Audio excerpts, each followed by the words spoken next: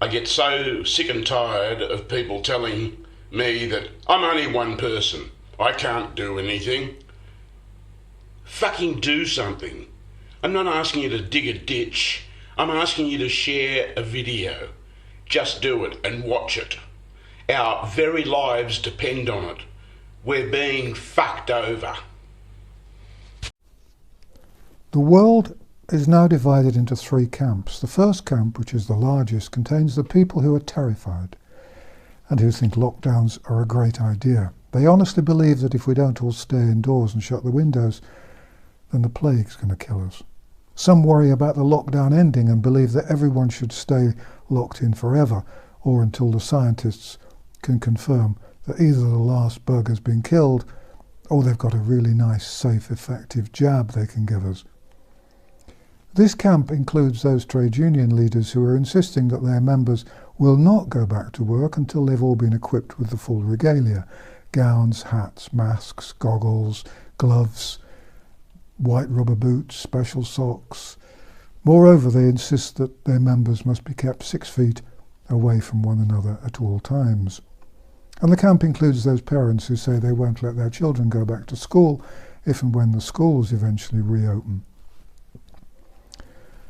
The ones who want the lockdown to continue are consumed by terror, and they believe everything the politicians say. They would, I fear, happily drink the deadly Kool-Aid if they were told it would keep them safe. These are the folk who will enthusiastically sell their privacy, their remaining freedom, and their souls, and enthusiastically sign up for the privacy-eating mobile phone apps and whatever jabs are on sale. I'm not mocking. I understand why these people feel the way they do. They've been terrified out of their wits by ruthless professionals bombarding them with a potent mix of pseudoscience and scare stories, and with exaggeration and misdirection. There's much talk these days of conspiracies and fake news. Well, believe me, in my opinion, no nutty website produces as much misleading news as the BBC. I know of nothing as institutionally biased as the BBC.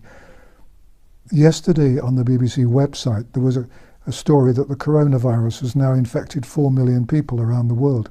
To the ignorant, this probably seems a huge and frightening number. But no one bothered to point out that the flu can infect 45 million people in America alone in 1 year. And those 45 million people, let us remember, are all ill enough to go to their doctors. The figure for flu throughout the world is one of those huge numbers that looks like the American debt. But in 1 year, 10 times as many, in 1 year, 10 times as many people in America can get the flu as now have the coronavirus worldwide. Those are proper facts, and that's called putting things into perspective. Here's another good fact. Between the middle of March and the middle of April in 2019, there were in New York State around 13,000 deaths from heart disease, cancer, flu, strokes, murders, accidents, and so on. In the same period in 2020, the number of deaths from all those diseases came to less than 5,000. That's just a bit more than a third. But there were a lot of deaths from COVID-19. How can this be? Have doctors in New York suddenly and secretly found secret wonderful cures for cancer and heart disease and everything else? Or am I being unduly cynical in wondering if it's possible that a lot of people who really died of something else have been officially listed as having died of or with the coronavirus? That's been my suspicion for many weeks now.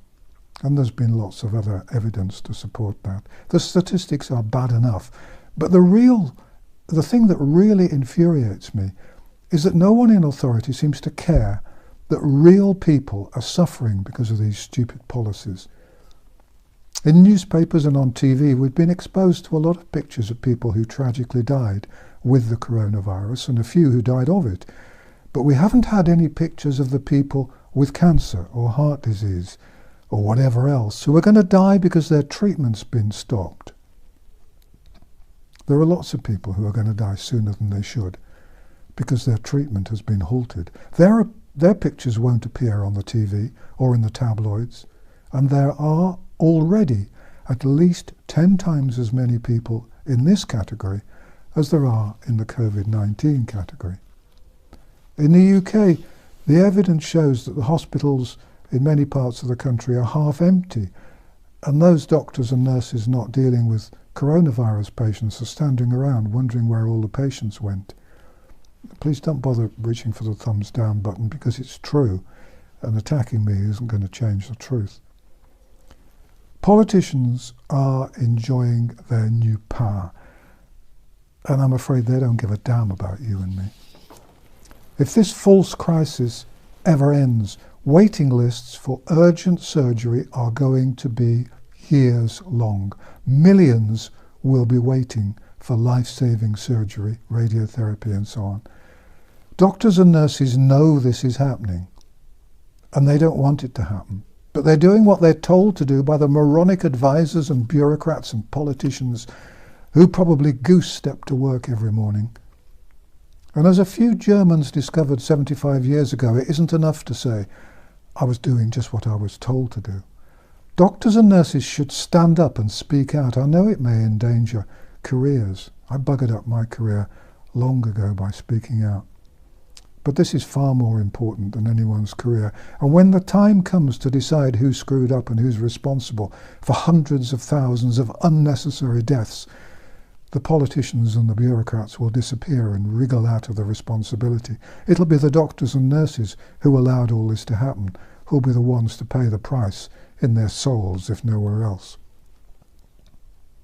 Despite all this, however, there are still millions of people who believe in the lockdowns and the social distancing. They're terrified out of their wits, and they're frozen in obedience. The second camp is the smallest of the three. It consists of people who believe that the coronavirus scare has been wildly oversold. They realise it's a nasty infectious bug, but having studied the real evidence, or at least as much of it as can be found, rather than the fake evidence dished up by bent and unscrupulous politicians and the headline-hunting media folk, they realise that the coronavirus is no more lethal or destructive than a nasty flu bug, and probably not as bad as the worst flu bugs. The people in this camp are furious at the way the world has been damn near destroyed for no good reason. They know that the whole terrible mess is too stupid to be a cock-up, so they're reluctantly coming round to the idea that it's a conspiracy to take away their freedom, their democracy and free speech, to give a bunch of unimaginative dictators the excuse to introduce oppressive and scary laws that wouldn't have been out of place in Stalin's Russia and Hitler's Germany. They suspect that there is money behind what's happening, and they rather fear that if someone found a cheap, safe cure, then it would be demonized and banned until an expensive, patented cure could be found and made available at great profit. If you think I'm being unduly cynical, then that's because you haven't been writing about the drug industry for half a century. In the third group, which is the second largest group, are the people who don't quite know what to think, or who don't have the courage to face the facts. They prefer to let someone else worry and take all the responsibility. They see their country being destroyed, but they can't quite find the time to look at the evidence or the courage to question the decisions being made. They're terrified about the future because they can see that the way things are being run, there probably isn't a future. They know that today's children are going to be spending their lives impoverished, working hard to pay off the debts incurred as a result of this lockdown lunacy. They know that people with cancer and other serious diseases are dying because they've been abandoned by healthcare chiefs. But they don't feel they can support one side or the other just yet. They stand outside at the appropriate times and clap the healthcare workers, but their hearts probably aren't really in it. It's the people in this third group that I honestly can't understand. This is a crucial time. It affects our lives now and for the foreseeable future. Generations ahead are going to be affected by what we do now. The basic question is, are we fighting a virus or are we fighting our governments? It's not a question anyone can ignore. Everyone has to take sides. If you decide that the politicians are being honest and that their advisors are entirely competent and accurate, then you can put yourself in the first camp and just pray that you'll be saved by the mathematicians with their models and the politicians with their threats, and hope that the alleged plague doesn't kill you and your loved ones. But if you think that the politicians are lying in the way that they always do, and that the advisors are plucking figures out of thin air, or that for whatever reason the figures are being manipulated and the lockdowns are going to do far more harm than good, then you're spiritually in the second camp, and you should do everything you can to fight for freedom and for our future. You should fight and fight and fight, because if you don't, then we're all sunk. I firmly believe that our only hope is to convert as many people as possible from the third group and to persuade them to join the second group. Only when the skeptics outnumber the gullible will any of us have any sort of future. Thank you for watching and listening. Actually, the listening's far more important than the watching, because who wants to look at an old bloke in a chair? I'm one of the disposable generation. And thank you to all of those who've left kind comments. Bless you. Please subscribe to this channel, and please share this video with as many people as you can. I really believe this is so important. Take care and be kind to one another. The bastards can't take that away from us.